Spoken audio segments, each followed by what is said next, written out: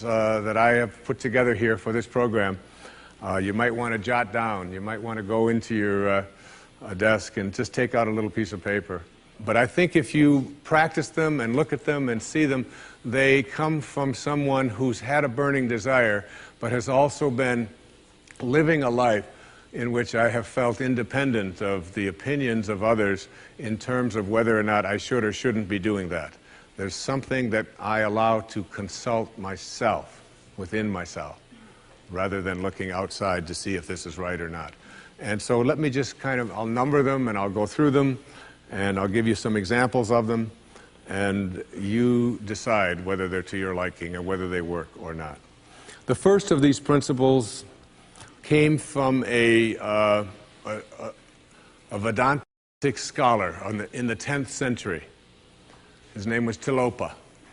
It's not exactly bestseller books, but it's the kind of thing that really excites me, because I think of going back 1,000 years or 2,000 years and reading what some of the greatest minds had to say and how open they were to the potentiality that each and every one of us have for greatness. And this first principle says, as Tilopa put it, have a mind that is open to everything and attached to nothing. One of the central principles of my life is that no one knows enough to be a pessimist about anything. And that each and every one of us, when we close our mind to what is possible for us or what is possible for humanity, closes off the genius that resides and lives in each and every one of us. Having an open mind doesn't necessarily mean finding fault with all of the things that you've been taught by others. It means opening yourself up to the potentiality and the possibility that anything and everything is possible. So having a mind that is open to everything and attached to nothing really means finding within ourselves the ability to get rid of a trait that I find so common in the contemporary world. Do you know that most people that I meet spend their lives looking for occasions to be offended? They actually are out there hoping that they can find some reason to be offended. And there's no shortage of reasons. They're out there everywhere.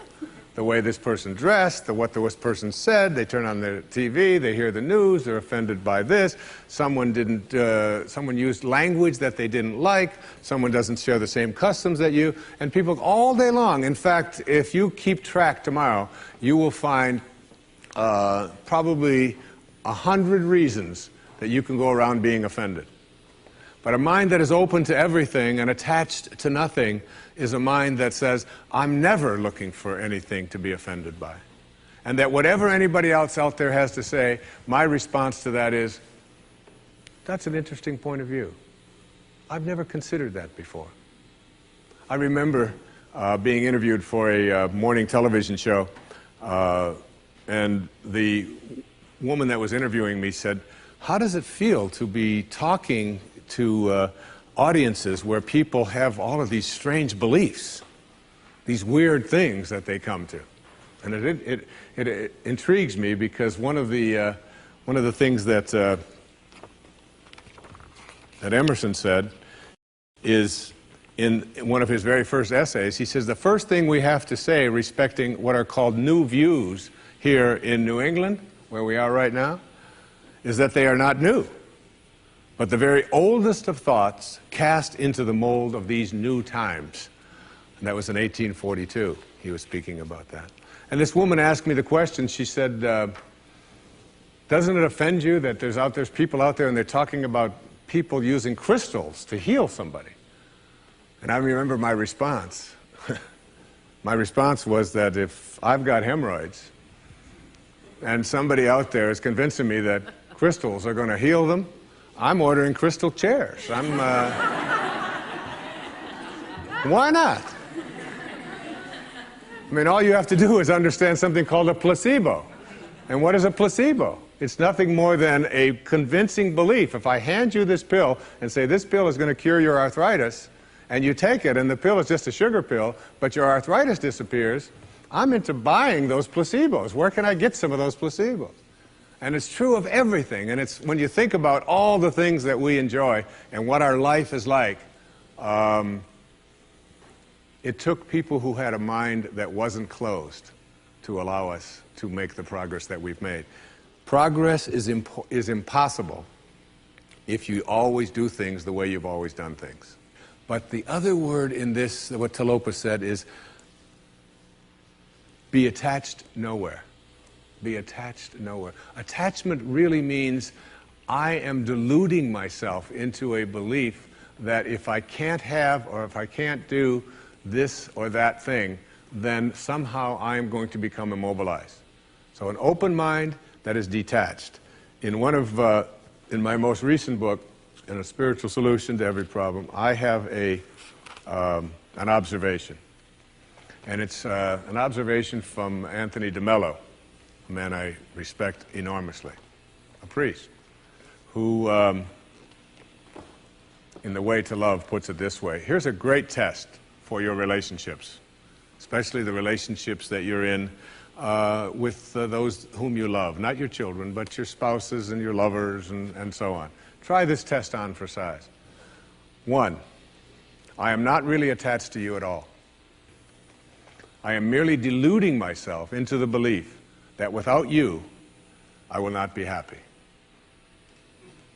And 2, and here's the toughest test for non-attachment, I leave you free to be yourself, to think your thoughts, indulge your tastes, follow your inclinations, behave in ways that you decide are to your liking. How's that for a challenge? And so what most of us do in our relationships and why they are not as successful as we would like them to be is that we become attached and we tell ourselves that if this person behaves in a way that I find offensive, then I can't be happy. I make my happiness, my fulfillment dependent upon those people that I love being what I think that they should be. And detachment doesn't mean being a victim. It just simply means I know that I can make my life fulfilled and happy by having a mind that is open to everything and attached nowhere. The second principle is a very simple principle.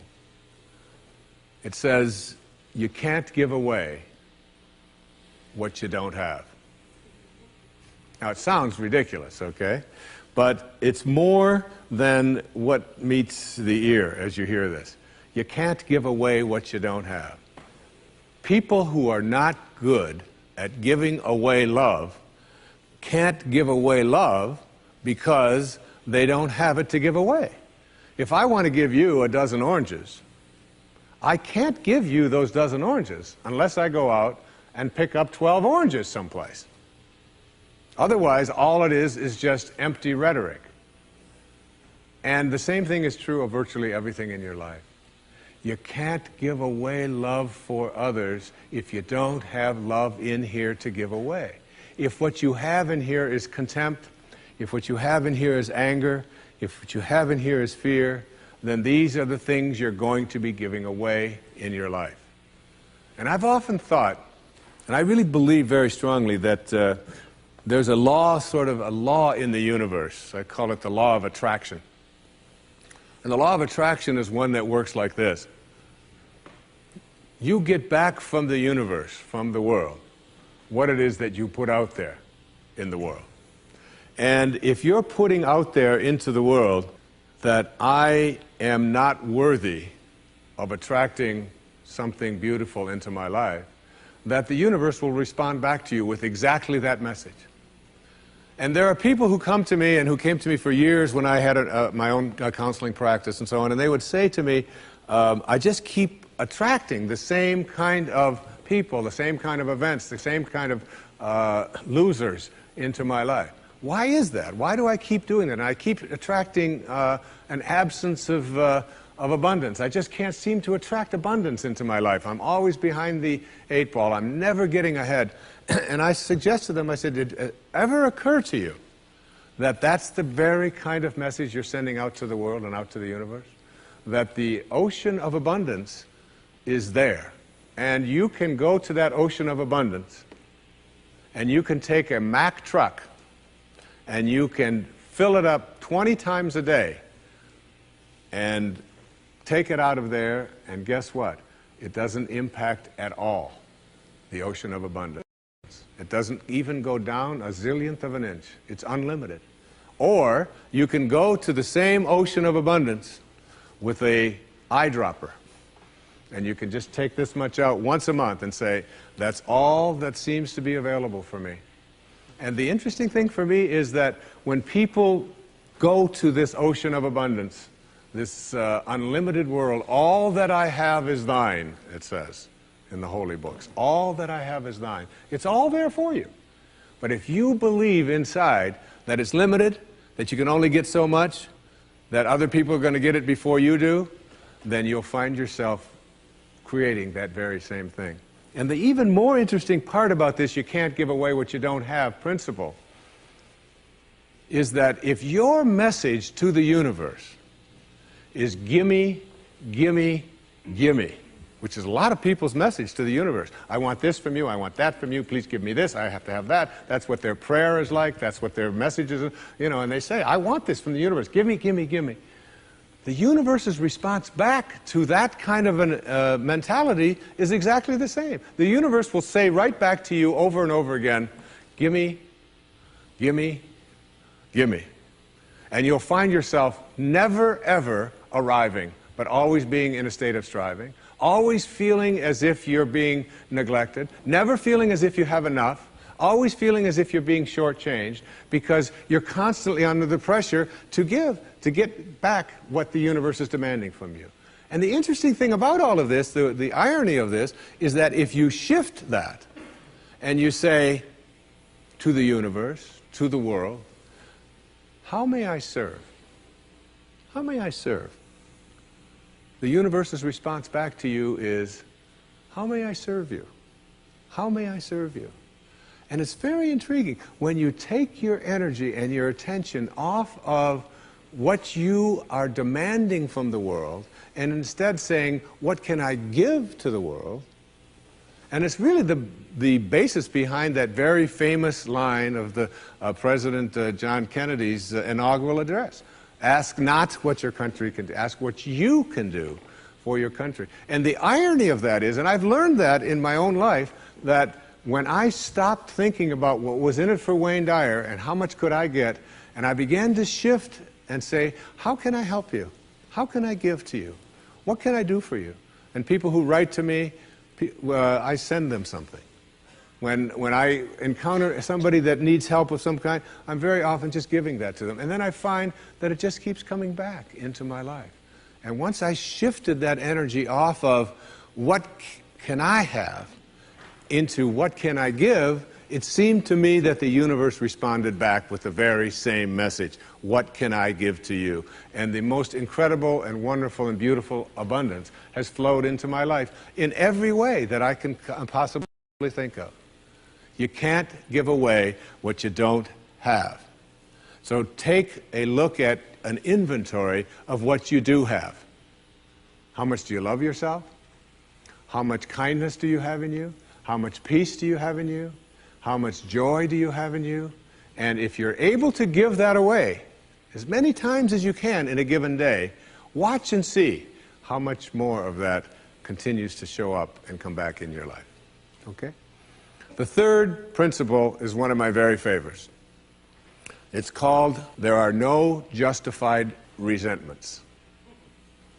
And this is a very difficult principle for many people to get, but one that I believe very strongly in. I was in a group one time of drug addicts and alcoholics. And I was one of the people that was a sponsor and leading this group. And the sign on the wall said, there are no justified resentments in this group. And what I said to that group that night was, no matter what anybody says to you here, no matter what kind of anger comes directed towards you, no matter how much hate you may encounter showing up in your life, there are no justified resentments. Meaning that if you carry around resentment inside of you about anything or about anyone, and I'm talking about the person that you lent money to and hasn't paid you back, I'm talking about the person in your life that you feel was abusive in your life, I'm talking about the person who walked out on you and left you for somebody else, I'm talking about all of the things that you have justified in your heart and in your life that you have the right to be resentful about. And I'm suggesting to you that those resentments will always end up harming you and creating in you a sense of despair. I've often said that no one ever dies from a snake bite. The snake bite will never kill you. You cannot be unbitten. Once you're bitten, you're bitten. But it's the venom that continues to pour through your system after the bite that will end up destroying you.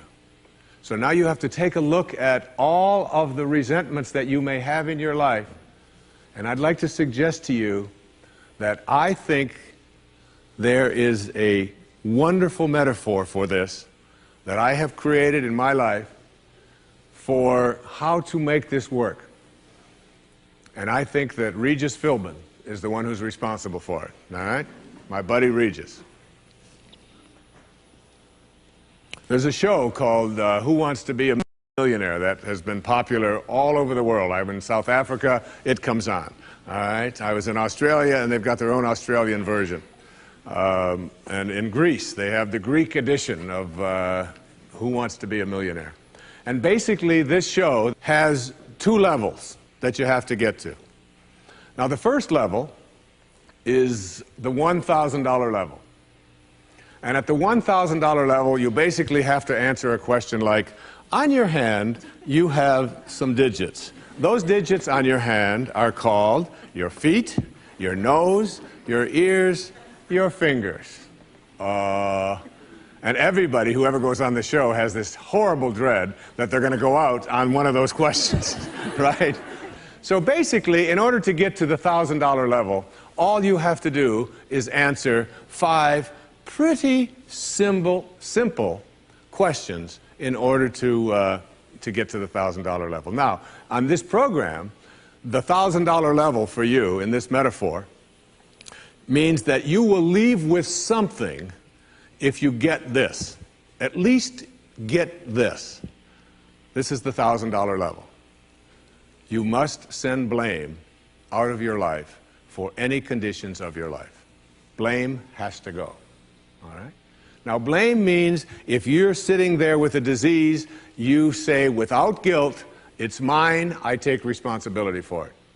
This means that if you have been through any tough circumstances in your life, this means if you have a minimal amount of financial security in your life, this means if your children don't get along with you, this means that if your neighbors are taking up a petition to get you out of the neighborhood, whatever it might be that's going on in your life, you name it, and everybody across this great country and across this world has a series of these things that you're willing to say, I am here because of the choices that I have made right now. I'm willing to say that.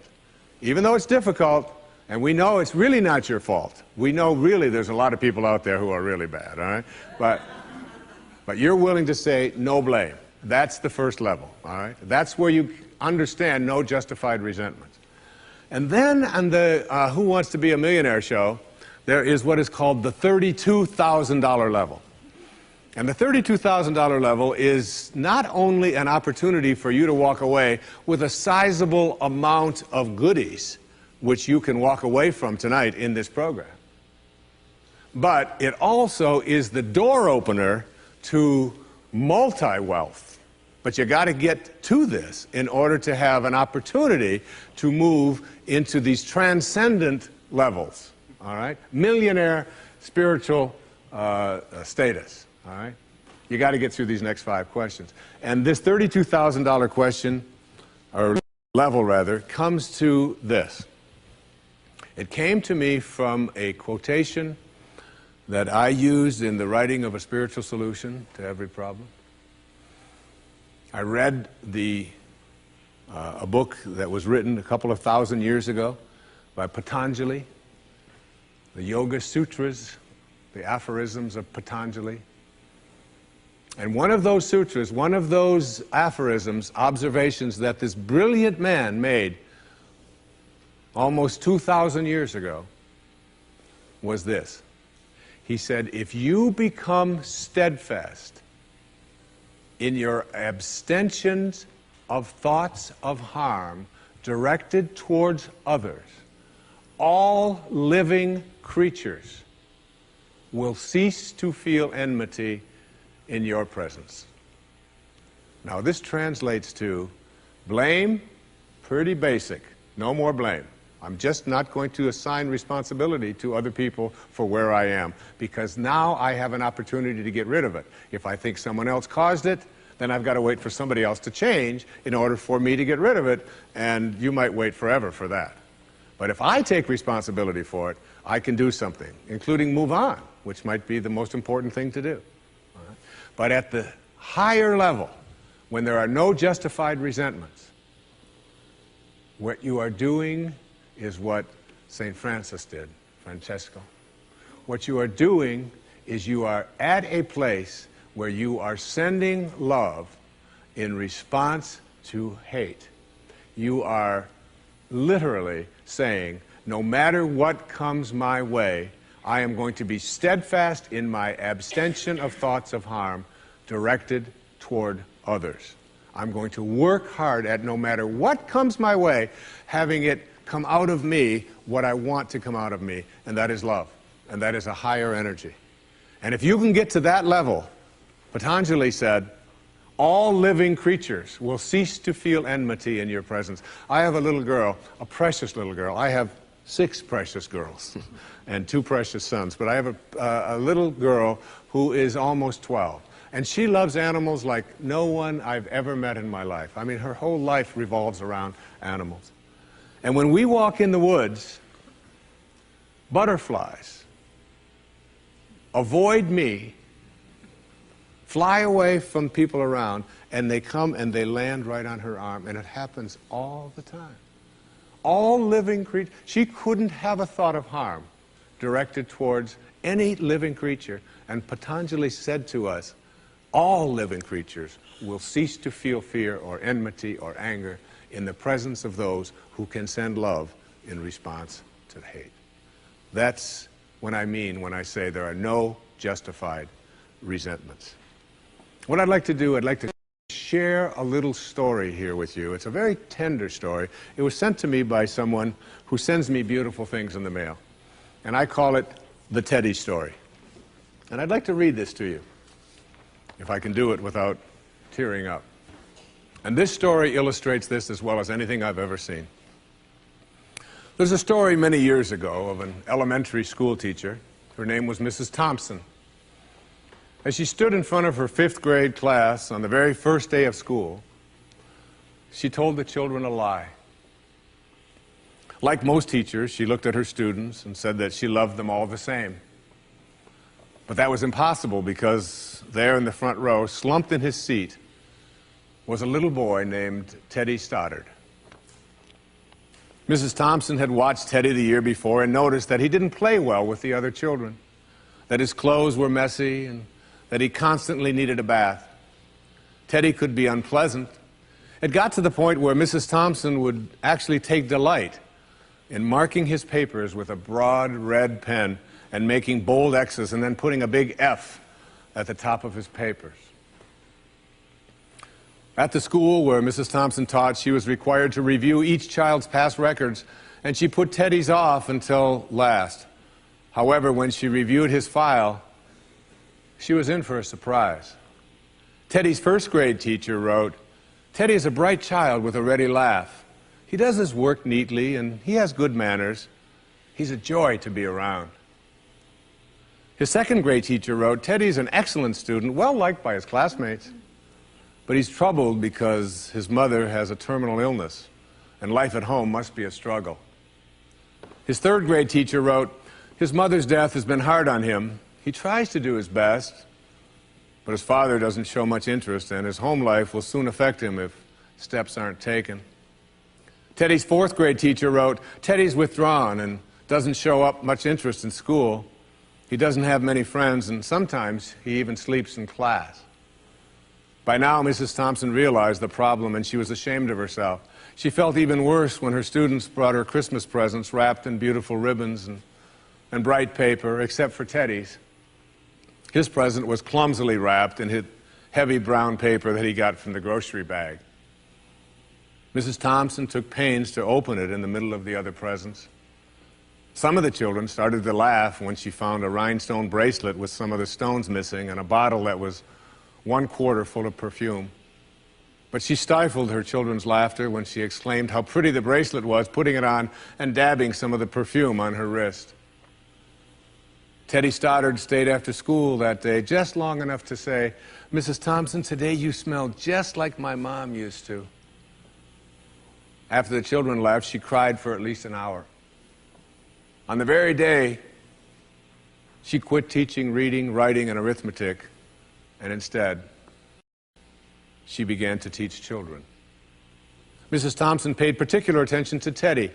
As she worked with him and his mind seemed to come alive, the more she encouraged him, the faster he responded.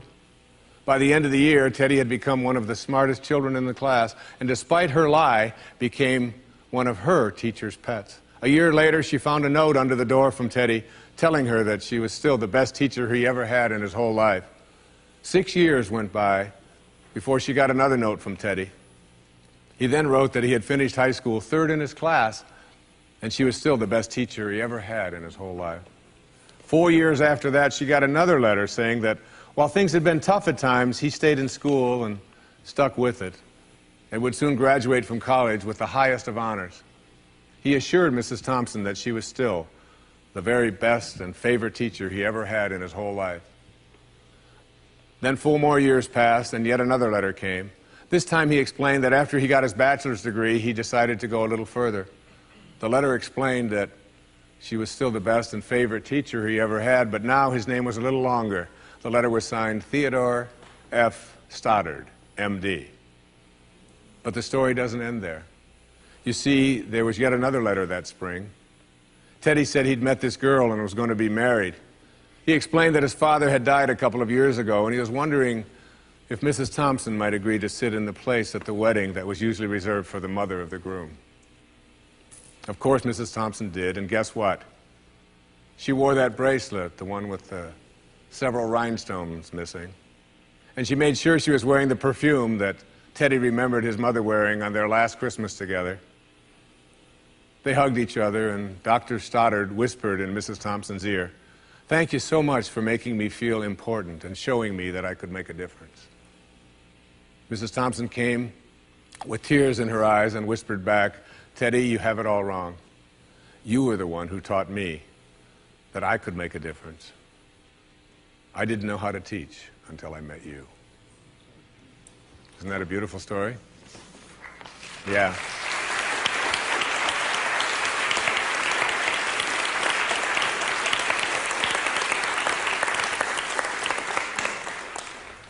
That symbolizes there are no justified resentments. Work at reaching that $32,000 level, the place where the only thing you have to send is love, because that's what's inside. And that's the message of our greatest spiritual teachers. That's all they ever had to give away. The next principle I call "Don't die with your music still in you."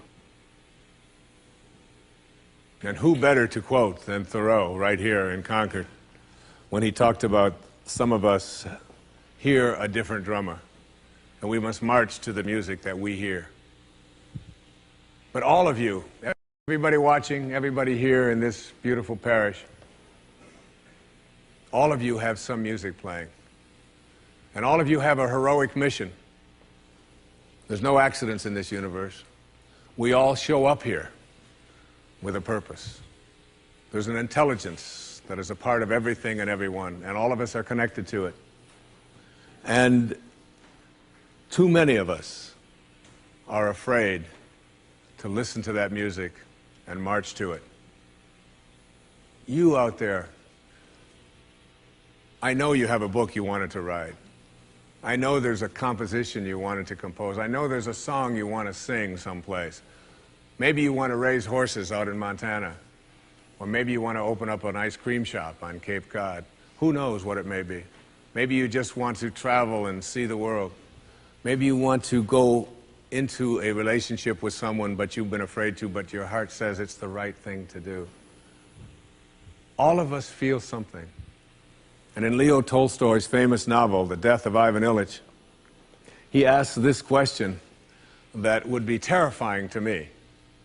He says, as he has his accountant from Moscow lying on his deathbed, contemplating the horror of this question, what if my whole life has been wrong? I've known what my music is. It's playing right now. As I stand here in front of you with these cameras and in this place, and as I sit down and write my books and tell the world what I know are my truths, I feel always completely on purpose and fulfilled. And no time will I ever come to the end of my life and say, what if my whole life has been wrong? Whoever you are, whatever that music is, however distant it may sound, however strange, however weird others may interpret it to be, don't get to the end of your life and know that you're going to leave and not have it played yet. Don't die with your music still in you. It's the message of the greatest teachers who've ever walked among us. It's the message I give to you today as one of the principles for success and peace in your life. The next principle I call embracing silence. And embracing silence is not that I say this to you because it's so important to be quiet. What I have learned, I have a dear friend, and many of you know, we've put out tapes together, we've appeared on stages all over the world together. He's like a brother to me. His name is Dr. Deepak Chopra, a medical doctor, and a dear and close friend. And whenever anything is going on in my family, if I'm having a problem with one of my children or in my own life, and if I call him up and I'll say, Deepak, or his wife Rita, I'll say, Deepak, what do you think I should do? He always has the same answer: meditate. I'll say, yes, Deepak, I understand meditate, but I said, what do you think? He said, Wayne, go deep inside and meditate. Always meditate. I'll say, will you put Rita on? Wayne, meditate. I say, all right. And you know, I've learned a lot in meditation. But what I know most about getting quiet and getting peaceful is this: that there's only one power in the universe, and it doesn't matter what you call it. You can call it soul, spirit, consciousness, God. You can call it Louise. You can call it anything that you want. But as Alan Watts said, you can't get wet from the word water. It's not what we call something that gives it its substance. And this one power, this one force that flows through everything and allows everything to be, is indivisible. You can't cut it in half. You can't divide it. It's one. It's knowing the one. And everything in your life is almost always given a division. Male, female, young, old, tall, short, black, white, good, bad, up, down. These are all dichotomies. These are all these splits that we all have in our lives. The whole physical world that we live in and are immersed in, it's always immersed in this division. I used to teach a course at St. John's University in New York, and I used to tell my students, when I was trying to teach this principle, anybody who can come to class and bring with them a magnet that only has a North Pole, I'll give you an A in the course. You don't ever have to attend another class. And no matter how thin they would slice that magnet, there was always the South Pole, because the physical world is made up of dichotomies. But we have to learn to fuse the dichotomies. And in fusing the dichotomies and blending the one, that's what silence does for us. That's why embracing silence is so powerful. Because no matter how many times you cut silence in half, it's like zero. You still only get silence. In Zen, they say it's the space between the bars that holds the tiger. And it's the silence between the notes that makes the music. These words that are coming out of my mouth right now come out of the silence. And finding that silence and embracing it means that you go to the place within you that you cannot divide. Just like you can't divide the source, the one, the spirit. You can't divide that either. It's only one. So when you go into your silence and you begin to practice meditation and you begin to make this a part of your life and embrace silence, what you discover is this is where you'll come to know your source. You'll make conscious contact with your source. I can't tell you how many people that have come to me who have suffered from serious illnesses, who've been given diagnoses that it's terminal and that you can't do it, who have gone out to the wilderness and have decided that I am going to commune with nature. And the transcendentalists, Thoreau and Emerson, they believed that nature was our source and that we were all products of nature. And if you can get back to your source, if you can get back to that feeling of being with spirit, that's where healing can take place. And I've had wonderful stories of people who've told me that it was when I began to embrace that silence that I began to feel more connected to my source. Embrace silence because it's a way to come to know God, to know your source. Both are indivisible. And the only experience you can have in your daily life that even comes close to a spiritual awakening is silence. The next principle I call giving up your personal history. And I learned it from a man named Carlos Castaneda, who once said that one day, he said, I finally realized that I no longer needed a personal history. And just like drinking, he said, I gave it up. And that, and only that, has made all the difference in the world. You know the nice thing about giving up your personal history? Is that if you don't have a story, you don't have to live up to it. All of us have these bags of manure that we carry around with us, called our past. And the people who have done things to us, and the events and the circumstances, all of this stuff that we use and we bond to.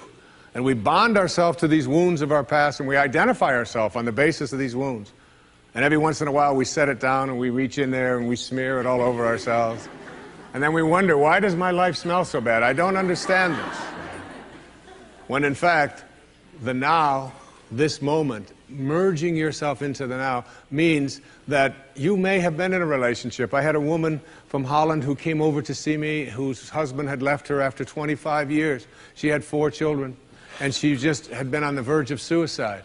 And she was losing weight, and she was depressed, and she was taking all kinds of drugs for it, and she was getting sicker and sicker because she just couldn't get over it. And she came to a book signing that I was doing at a bookstore down in Florida. And she said, you've got to say something to me. You've got to say something to me that will help me to get over this. And I told her this line. I said, give up your personal history. Merge yourself here, now, into this moment. And those 25 years are something, if you want to understand how to do it, think of your past as, oh, this hat. And this is your past. Now, you can't just set this thing down over here and walk away from it and give up your personal history, because you'll always have it there to look back at. What you do is you pick up your past and you embrace it. You understand it, you accept it, as I had to go through these things that I had to go through in order for me to get to this place today. And the evidence for that is that I did. You don't need any more evidence. You did. And then you toss it. You toss it. You embrace it and you toss it. And you merge into the now by giving up your attachment. And some of you have heard me use the metaphor of the wake. Alan Watts talked about the wake is not what drives the boat. The wake is just a trail that is left behind. That's all it is. And so is the wake of your life. And the wake doesn't make the boat go, and neither does the wake of your life, the reason why your life is going in the direction that it is. The wake is a trail that is left behind, and it's an illusion to believe that it is the cause of your suffering or your struggles or your difficulty. Give it up. Let it go. Embrace it, understand it, get help doing that if you must, and then move into the now. The next principle I call, it's from a line of Albert Einstein. He said, you can't solve a problem with the same mind that created it. In order to work at solving these things called problems in your life, you have to change your mind. It is your mind where they live. It is your mind that created them. There is where you experience them. They're all illusions. You must change your mind. Literally rewrite your agreement with reality. One of the things I had said earlier is that one of the most difficult things to do in the world is to admit that you were wrong. Admitting that you were wrong is nothing more than saying, I have been making choices with my mind that have created things in my life that are not working. And I no longer intend to continue making those choices. I was wrong. You don't have to make a declaration of it. You don't have to go out and feel guilty about it. You just simply say, it didn't work. The relationship that I was in before, I behaved in these ways. I didn't realize that it wasn't working for me. Now I do, and this is where I choose to be now. The secret of a successful relationship is, to me, understanding that you put your attention and your energy in a person on what you love rather than what you don't love. Robert Frost said it so beautifully. We love the things we love for what they are. For what they are. Not for what they ought to be, not for what they used to be, but for what they are. So when you look into the eyes of a person you're in a relationship with, whether it's your children, you catch them doing things right as much as you possibly can. That oftentimes takes a lot of hunting, but you'll find it. And when you think that my relationship isn't working, remember, it's in my mind. What am I thinking about that person? And if I could just change my mind and put my thoughts on what I love about this person and keep them there, that makes the relationship flourish. And there are people who go through their entire relationship history with no anger, no hatred, no bitterness, and only love. The next principle is, I call it treating yourself as if you already were what you would like to become. In other words, you get out in front of your life and you see yourself as having already what you know you'd like to have and deserve to have. My children know how to do this perfectly. I have a daughter who wanted a prom dress, and the prom dress was way outside the budget that I thought a prom dress should be. Well, I thought a prom dress shouldn't cost over $20, so I do have a problem, right? But I upped it to somewhere around $250. I don't know how much, whatever. To me, it was still more than I paid for my first house, okay? But at any rate, she called and said, Dad, this is the only prom dress I could wear. I've got to wear this prom dress. If I don't wear this prom dress, it's just on and on and on with this wonderful. You know, I saw a wonderful book about how to raise teenage daughters. The title of it is Get Out of My Life, but first drive me and Cheryl to the mall, all right? That's the actual title. It's a good book. And so I told Serena, I said, it's just beyond the budget. I've got a certain amount of money that I'm willing to put for it. And she said, but I've already seen myself wearing it. I've already tried it on. I have a picture of myself in the dress in my living room, and I've already showed it to the guy who was taking me to the prom. I mean, it was this whole thing about, and she already saw herself in it. I said, well, if you see yourself in it, then you're going to have to also see yourself as earning the difference between what I'm willing to pay. And she drew up a contract. She went onto the computer, and on the background of the computer, you know, where they have these little background things they put on, there was 500 pictures of the dress, all right? And she signed a contract and said, I'll babysit, I'll do this, I'll do that, and I will pay the difference. And she did, and she wore the dress, because she understood that you treat yourself as if you already are what you'd like to become. There's a genius in you. You have to treat yourself as if you already were that genius. There's something you're completely capable of. See yourself as already there. Then you'll act upon those thoughts, because the ancestor to every action, said Emerson, is a thought. The next principle is called treasuring your divinity. Treasuring your divinity. There's a wonderful observation that I saw from Emerson in Self-Reliance. It's about trusting your divinity, knowing that you are connected to your source, knowing that you are a divine creation and that there are no accidents. He said, a man should learn to detect and watch that gleam of light which flashes across his mind from within, more than the luster of the firmament of bards and sages. Yet he dismisses without notice his own thought, because it's his own. In every work of genius, we recognize our own rejected thoughts. They come back to us with a certain alienated majesty. We often reject our thoughts, and we see the things that we think of as grand and as genius, and we reject them because they're our own. Treasuring our divinity instead of being terrified of it. Knowing that I am always connected to my source. There is no way that I cannot, because it is in you, and I am in you, and you are in me, and you can never be separated from it. There is no place that this source is not. It grows everybody's fingernails. It beats everybody's hearts. It digests everybody's foods. It opens all the flowers, and you're always connected to it.